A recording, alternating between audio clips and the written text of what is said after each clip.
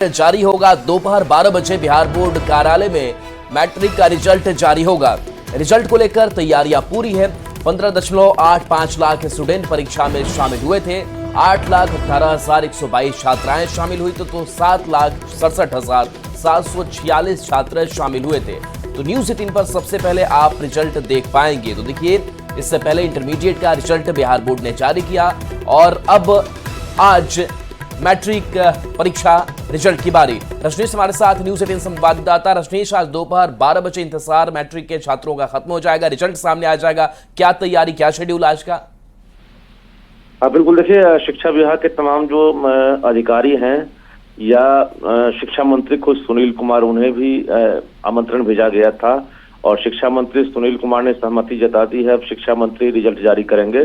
दोपहर 12 बजे बिहार बोर्ड कार्यालय में चेयरमैन आनंद किशोर, एसीएस शिक्षा विभाग एस सिद्धार्थ और शिक्षा मंत्री सुनील कुमार तीनों मौजूद रहेंगे और आज घोषणा हो जाएगी।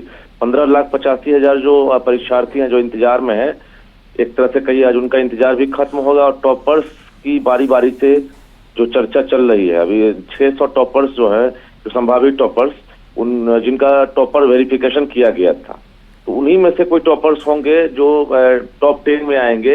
हालांकि ज्वाइंट नाम की घोषणा होती है मैट्रिक और इंटर में। कई ऐसे टॉपर्स होते हैं जिसमें ज्वाइंट नाम की घोषणा होती है, तो इसमें भी संयुक्त टॉपर होंगे। कहा जाता है कि एक टॉप 1 में, टॉप 2 में या टॉप 3 में, इसमें कई टॉपर्स हो सकते हैं। तो सभी को इंतजार होगा, क्योंकि जिन्होंने वेरिफिकेशन करा लिया है उन्हें अंदाजा होगा कि वो टॉप 10 में शामिल हो सकते हैं। तो बारी बारी से आज टॉपर्स की घोषणा होगी और निश्चित रूप से आज 15,85,000 जो परीक्षार्थी हैं उन्हें भी अंदाजा होगा कि जिन्होंने बेहतर इम्तिहान दिया था, बेहतर मार्क्स आने की उम्मीद होगी जिन्हें, उनका भी रिजल्ट आ रहा है। तो इसके साथ ही सप्लीमेंट्री की भी घोषणा हो जाती है कि सप्लीमेंट्री की परीक्षा कब होगी, उसका रिजल्ट कब होगा। और सप्लीमेंट्री में खासियत यह है कि पिछले 2 साल से सप्लीमेंट्री के जो रिजल्ट होते हैं उसके आधार पर भी जब मार्किंग होती है तो वो डिवीजन में काउंट होता है। तो ऐसे में अब जो परीक्षार्थी हैं उन्हें खास नुकसान नहीं होता। अगर अच्छे मार्क्स आते हैं, किसी एक विषय या 2 विषय में क्रॉस लगता है, तो उनको फिर से डिवीजन में काउंट किया जाता है। तो आज तमाम चीजों पर जो अटकलें हैं या जो कहीं ना कहीं इंतजार है वो खत्म हो जाएगा और आज दोपहर 12 बजे में रिजल्ट जारी किया जाएगा। राहुल जी, चलिए, शुक्रिया रजनीश इस अपडेट के लिए आपका। और अब रुक करेंगे सियासत की खबर का। अमित शाह का बिहार दौरा होने वाला है। आज से बिहार दौरे पर अमित शाह रहने वाले हैं। आपको बता दें कि 2 दिन के दौरे पर आ रहे हैं गृह मंत्री अमित शाह। आज शाम पटना में एनडीए की बैठक होगी। 30 मार्च को गोपालगंज में जनसभा को संबोधित करेंगे अमित शाह। और शाह के दौरे को लेकर के तैयारी भी पूरी कर ली गई है। बीजेपी कार्यकर्ताओं में जोश हाई है। इसी साल बिहार में विधानसभा के चुनाव और विधानसभा के चुनाव के मद्देनजर स्टार प्रचारकों का दौर अब शुरू हो चुका है। अमित शाह इसका आगाज करेंगे। अमित शाह का बिहार दौरा होने वाला है। आपको बता दें कि 2 दिन के दौरे पर बिहार आ रहे हैं अमित शाह। एनडीए की बैठक भी 30 मार्च को होने वाली है और गोपालगंज से जनसभा को संबोधित करेंगे अमित शाह। बिहार विधानसभा चुनाव में भले ही 6 महीने के करीब समय बाकी हो, राजनीतिक दल पूरी तरह से चुनावी मोड में आ चुके हैं। खासकर बीजेपी। बिहार में चुनाव से पहले बीजेपी के दिग्गजों का डेरा लगने वाला है। 29 मार्च यानी शनिवार को बीजेपी के चाणक्य माने जाने वाले केंद्रीय गृह मंत्री अमित शाह बिहार दौरे पर आ रहे हैं। एकदम बिहार में डेरा डालना है, घेरा भी डालना है। जो बिहार है वो अब टॉप प्रायोरिटी पे है। अभी हमने हरियाणा जीता, महाराष्ट्र जीता, दिल्ली जीता, अब बिहार जीतेंगे। अमित शाह 2 दिवसीय बिहार दौरे पर हैं, यानी 29 और 30 मार्च को अमित शाह बिहार में ही रहेंगे। 29 मार्च को रात 8 बजे बीजेपी की बड़ी बैठक होगी। बीजेपी एमपी, एमएलए और पदाधिकारियों के साथ अमित शाह की बैठक होगी। फिर बीजेपी कोर कमेटी के साथ अमित शाह बैठक करेंगे। 30 मार्च को बापू सभागार में सहकारिता विभाग की बैठक भी होगी। 30 मार्च को दोपहर 12:30 बजे अमित शाह गोपालगंज जाएंगे और वहां सभा को संबोधित करेंगे। गोपालगंज के पुलिस लाइन मैदान में होने वाली जनसभा को लेकर बीजेपी कार्यकर्ता बेहद उत्साहित हैं। केंद्रीय गृह राज्य मंत्री नित्यानंद राय के अलावा बिहार बीजेपी के प्रदेश अध्यक्ष डॉक्टर दिलीप जायसवाल भी गोपालगंज में कैंप किए हुए हैं और जनसभा की लगातार तैयारियों की समीक्षा कर रहे हैं।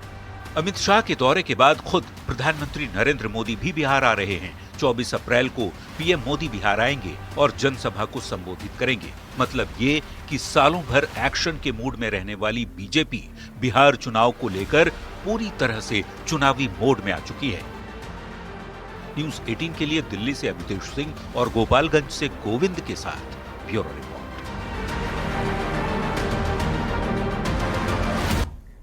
बिहार में विधानसभा चुनाव को लेकर कांग्रेस बड़ी तैयारी में जुट गई है। राहुल गांधी खुद तीसरी बार बिहार दौरे पर आ रहे हैं। वहीं कांग्रेस ने हर घर कांग्रेस का झंडा कार्यक्रम का भी ऐलान कर दिया है। बिहार चुनाव को लेकर कांग्रेस किस कदर एक्टिव हो गई है, ये रिपोर्ट देखिए।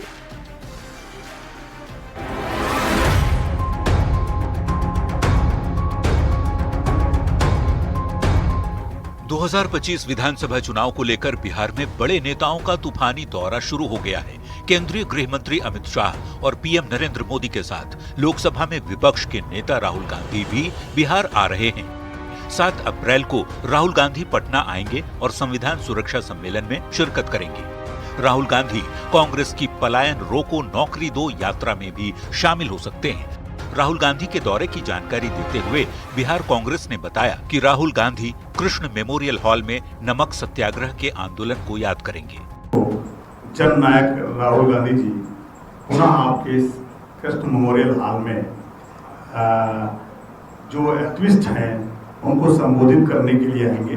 नमक सत्याग्रह का आंदोलन जो महात्मा गांधी जी के द्वारा चलाया गया था उसी को याद करने के लिए 7 अप्रैल को यानी हम कृष्ण मेमोरियल हॉल में पुनः जननायक राहुल गांधी जी आएंगे। बिहार विधानसभा चुनाव से पहले कांग्रेस पार्टी अकेले दम पर पूरी तैयारियों में जुटी है। इसी कड़ी के तहत कांग्रेस नेता राहुल गांधी का बिहार में तीसरा दौरा होने जा रहा है, तो चुनाव को लेकर कांग्रेस बड़ी तैयारी में जुट गई है। बिहार कांग्रेस अध्यक्ष राजेश कुमार ने बताया कि कांग्रेस पार्टी हर घर कांग्रेस झंडा कार्यक्रम भी लॉन्च कर रही है। इसका मकसद है हर घर में कांग्रेस का झंडा हो। हम लोग राष्ट्रीय पार्टी है और दूसरा कि हम अपना झंडा क्यों नहीं लगाएं और क्यों लगाने को सका। यहाँ देख लीजिए अंदर से बाहर हमारा लोगो है, ये है।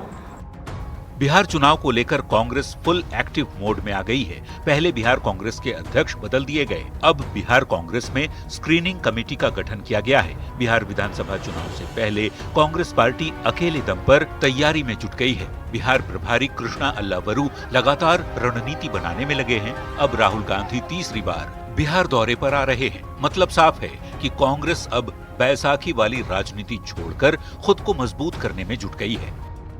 न्यूज़ 18 के लिए पटना से संजय कुमार की रिपोर्ट। बिहार के डिप्टी सीएम सम्राट चौधरी ने कहा कि सरकार चारा घोटाले का 950 करोड़ रुपया जब्त कर खजाने में डाला जाएगा। जरूरत पड़ी तो 950 करोड़ की वापसी के लिए सरकार कोर्ट भी जाएगी। आपको बता दें कि सीबीआई और इनकम टैक्स से बातचीत करेगी। सम्राट चौधरी के बयान पर आरजेडी नेताओं ने पलटवार किया है। आरजेडी नेताओं का ये कहना है कि लालू प्रसाद पर पैसे का आरोप नहीं है, जिस पर आरोप है उनसे वसूलें।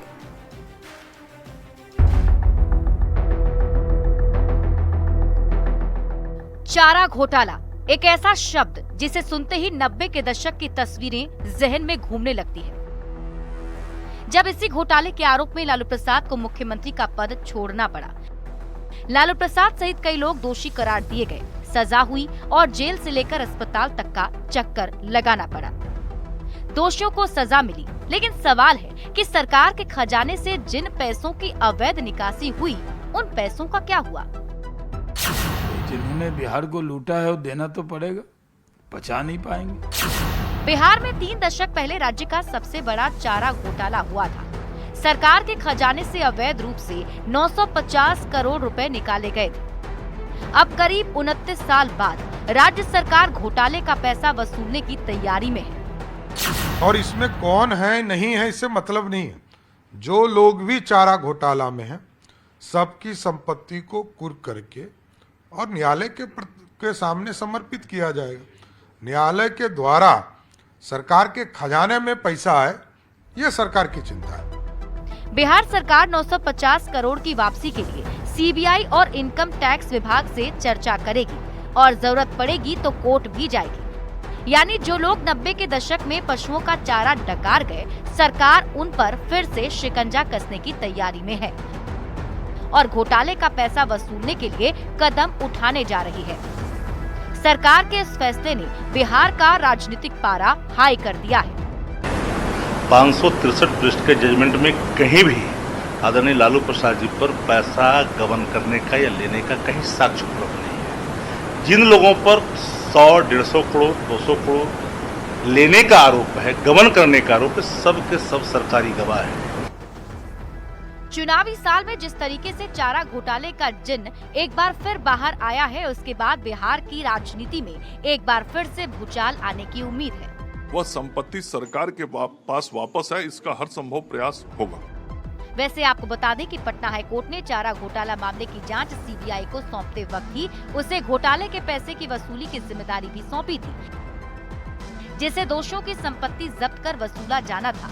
लेकिन 3 दशक बाद भी घोटाले का 1 रुपया भी सरकार के खजाने में नहीं पहुंचा है। न्यूज़ 18 के लिए पटना से शैलेंद्र कुमार और अमित कुमार के साथ ब्यूरो रिपोर्ट।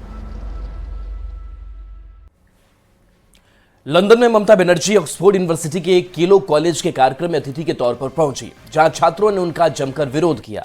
इस दौरान पश्चिम बंगाल की सीएम ममता बनर्जी ने भारत की अर्थव्यवस्था को लेकर भी विवादित बयान दिया। इसके बाद बिहार में सियासत शुरू हो चुकी है। India as a country. So I will defer that. So I will defer that. Case is sub judice and also it is central government has taken over. London में ममता बनर्जी के कार्यक्रम में बवाल, अर्थव्यवस्था पर सवाल, ममता का विवादित जवाब। आरजी कार पर भड़क गई ममता,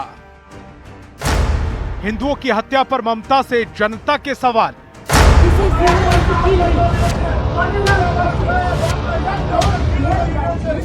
लंदन की ऑक्सफोर्ड यूनिवर्सिटी का केलोंग कॉलेज उस वक्त अखाड़ा बन गया जब ममता बनर्जी वहां एक सेशन के लिए पहुंची। कॉलेज के छात्र आरजी कार अस्पताल में डॉक्टर के साथ दुष्कर्म और हत्या और पश्चिम बंगाल में हिंदुओं की हत्या के खिलाफ इतने गुस्से में थे कि कार्यक्रम के दौरान प्रदर्शन शुरू कर दिया। छात्रों के सवाल को जब ममता बनर्जी ने नजरअंदाज किया तो छात्र पोस्टर लहराने लगे। जवाब में ममता बनर्जी ने भी अपनी तस्वीर आगे कर दी। I was about to die. This is your atrocities. Just see, just have a look. Have a look how you. Mamata Banerjee के विरोध में ऑक्सफोर्ड के छात्रों के प्रदर्शन को लेकर बीजेपी नेता शहनवाज हुसैन ने चुटकी ली। उन्होंने कहा कि ममता बनर्जी बंगाल संभालें, ऑक्सफोर्ड संभल जाएगा। क्योंकि उनकी सरकार का किर्त अच्छा नहीं है तो हर जगह विरोध हो रहा है। ऑक्सफोर्ड में नारे लग रहे हैं, go back Mamata Banerjee. Bengal संभालें, Oxford तो खुद संभल जाएगा। ममता बनर्जी के कार्यक्रम में विरोध को लेकर डिप्टी सीएम विजय सिन्हा ने भी पलटवार किया। राष्ट्र के अंदर ही राष्ट्रद्रोहियों को संरक्षित करें, सनातन के संतानों को लज्जित करें, अपमानित करें, तो उसका खामियाजा तो उनको कहीं न कहीं भोगना पड़ेगा। ममता बनर्जी से सवाल किया गया कि भारत विश्व की तीसरी अर्थव्यवस्था कैसे बनेगा, तो उन्होंने जवाब दिया कि वो इस दावे को नहीं मानती। By 2060, I predict will be the #1 economy in the world, and India as a country. So I will defer that. ममता के कार्यक्रम में ऑक्सफोर्ड के छात्रों ने उनका विरोध किया तो कार्यक्रम में दिए गए बयान को लेकर अब भारत में भी सियासत शुरू हो गई है। दिल्ली से संवाददाता अमितेश सिंह के साथ ब्यूरो रिपोर्ट, न्यूज़ 18।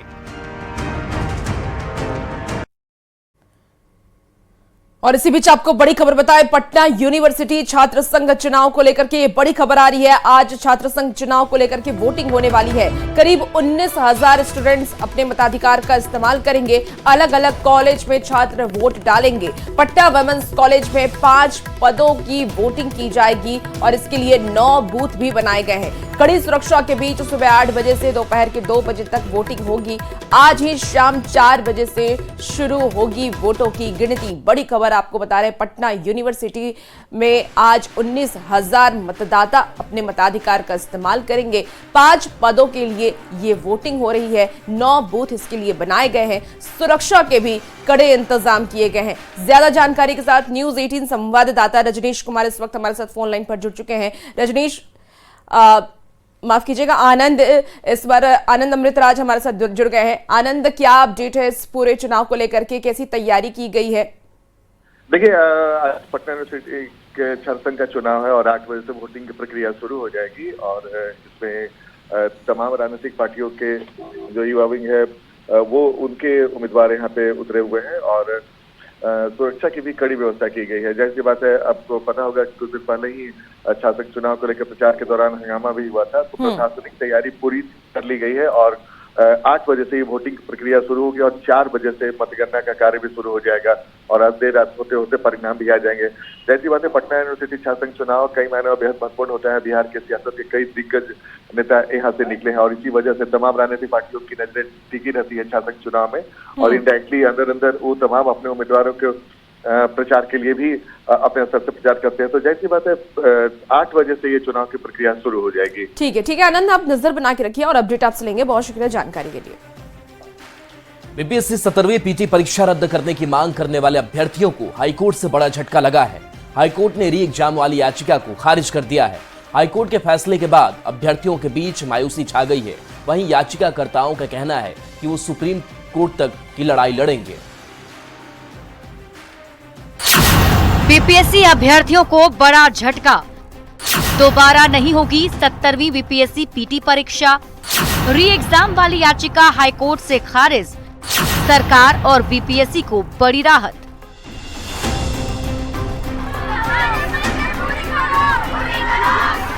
सत्तरवीं बीपीएससी पीटी परीक्षा रद्द करने की मांग करने वाले अभ्यर्थियों को बड़ा झटका लगा है। पटना हाईकोर्ट ने पीटी परीक्षा रद्द करने की मांग वाली याचिकाओं को खारिज कर दिया।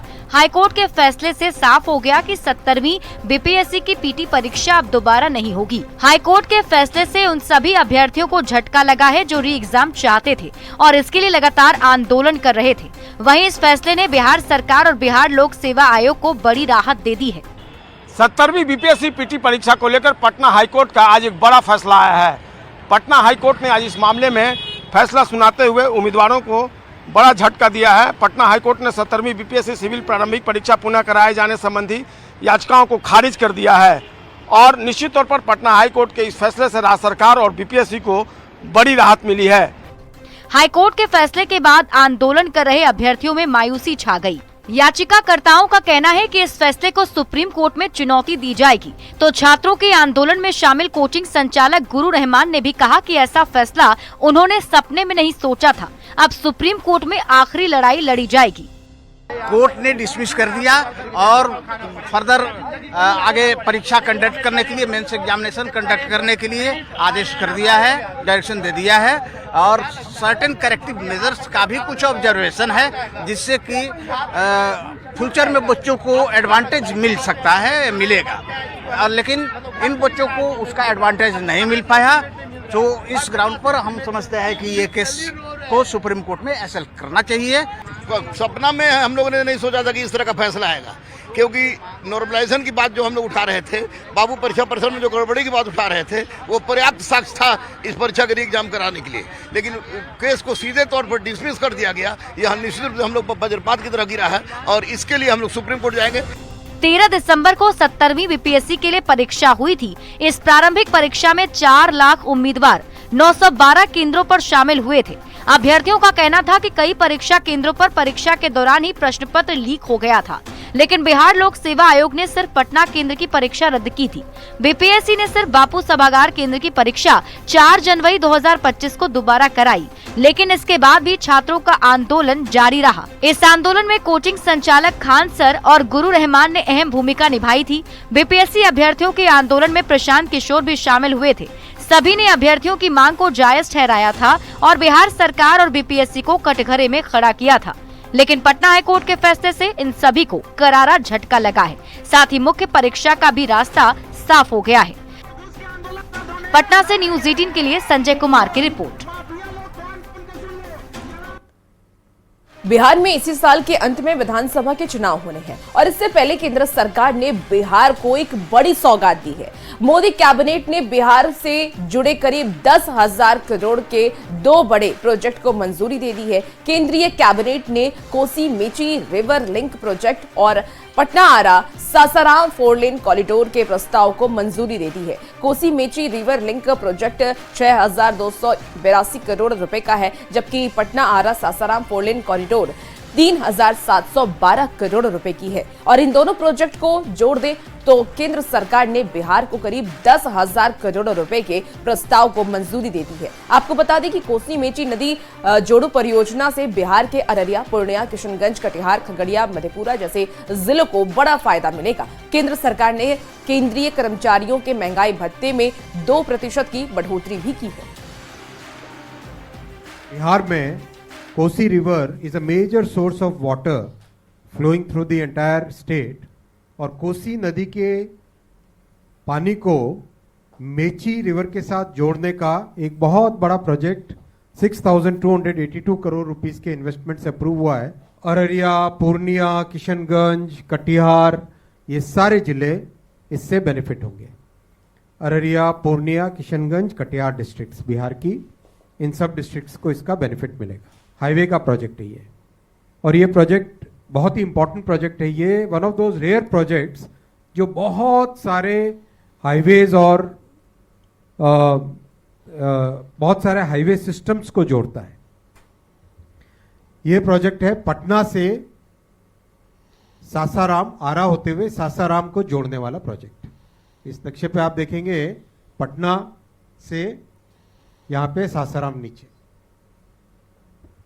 खास बात है जो बहुत इंटरेस्टिंग पॉइंट है वो ये है कि 5 नेशनल हाईवेज और 4 स्टेट हाईवेज को ये जोड़ता है। लास्ट आज का है एम्प्लॉयज और पेंशनर्स के लिए डीए और डीएनएस रिलीफ को 53% से बढ़ा के 55% किया कि कोसी मेची को लिंक करके उस पानी का उपयोग सिंचाई में हो और बाढ़ के समय उस पानी को डाइवर्ट किया जा सके, तो कोसी को और मेची को इस परियोजना को जो है लिंक करने के लिए भारत सरकार ने 6,282 करोड़ रुपया का एक परियोजना तैयार किया था और आज कैबिनेट ने, भारत सरकार के कैबिनेट ने 3,652 करोड़ 3,652 करोड़ रुपया आज भारत सरकार ने इसको मंजूरी दे दी है और इस काम को 2029 तक पूरा किया जाएगा। भारत सरकार का कैबिनेट ने फैसला लिया है कि पटना आरा सासाराम 4 लेन कॉरिडोर और इसका लागत 3,712 करोड़ है और करीब लंबाई 120 किलोमीटर है। इस कॉरिडोर को निर्माण से पटना से आरा होते हुए सासाराम तक आवागमन बहुत आसान हो जाएगा। और बिहार को बड़ी सौगात पर कैबिनेट के फैसले के बाद पीएम मोदी ने पोस्ट भी किया कि 4 लेन ग्रीनफील्ड को लेकर पोस्ट उन्होंने किया कि इससे बिहार का आर्थिक विकास बढ़ेगा। Kosi Mechi intra state link को मंजूरी मिली, किसान भाई बहनों की आय बढ़ेगी। बिहार का चौतरफा विकास हमारा संकल्प है, प्रधानमंत्री नरेंद्र मोदी ने लिखा है। बिहार के चौतरफा विकास के लिए हम संकल्पबद्ध हैं। इसी कड़ी में प्रधानमंत्री कृषि सिंचाई योजना के तहत Kosi Mechi intra state link project को मंजूरी दी गई है। इससे चाहे एक बड़े क्षेत्र में सिंचाई के लिए पानी मिलेगा, वहीं किसान भाई बहनों की आय भी बढ़ेगी। तो देखिए, ये बड़ी सौगात बिहार वासियों के लिए, और इस सौगात के बाद से प्रधानमंत्री नरेंद्र मोदी ने बताया कि कैसे बिहार का और विकास हो सकेगा।